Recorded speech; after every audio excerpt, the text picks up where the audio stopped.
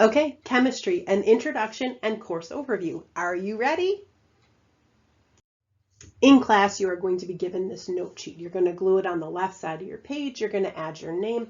During class on the right side, you are going to add your take on what we're learning. So drawings, sketches, underlining, definitions, questions, highlighting, anything to make these notes yours.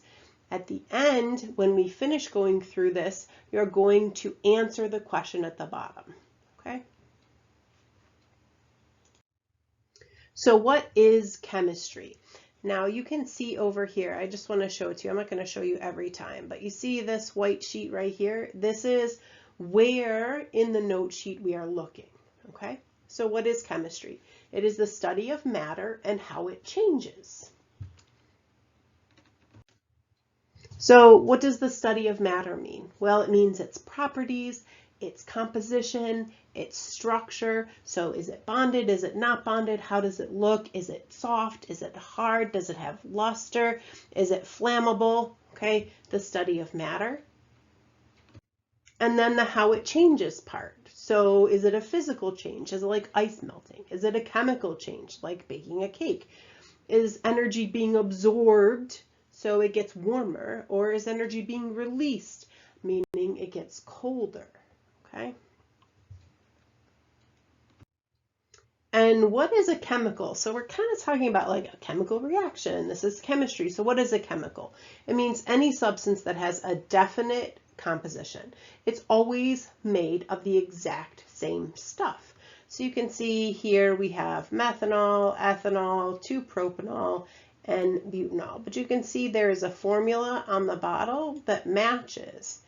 And if this formula is not this, then it's not that chemical, okay?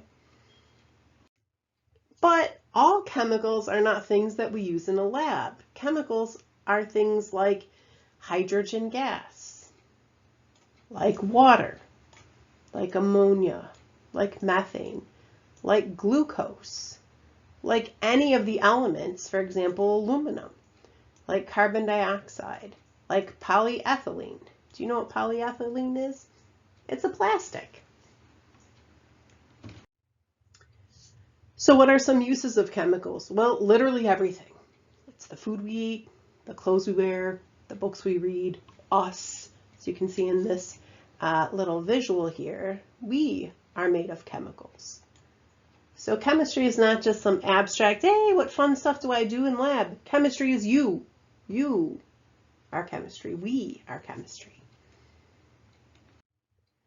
Chemical reactions, again, things like cooking food, when food rots, if you start a car, you turn on a flashlight, it's photosynthesis, it's rusting, it's combustion. So you see right here, there are a lot of other examples. These would be great things to add in as additional examples. So we need chemical reactions for growing, for decaying, for functioning.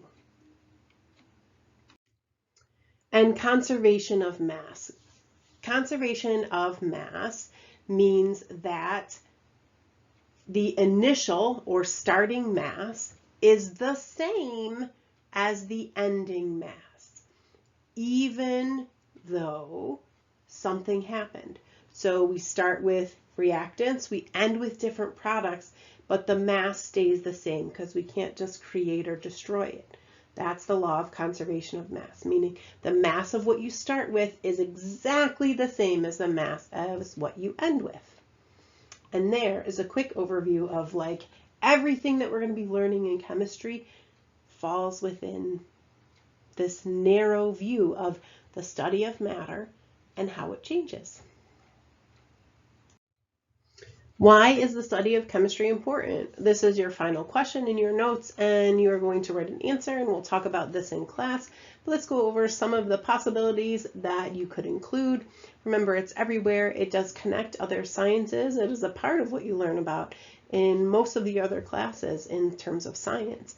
It helps us understand the world around you. It's the heart of cooking. Like, you literally can't cook without understanding chemistry. And a knowledge of chemistry can help you keep you safe, like what chemicals should you mix, what should you not, things like that. So there you go.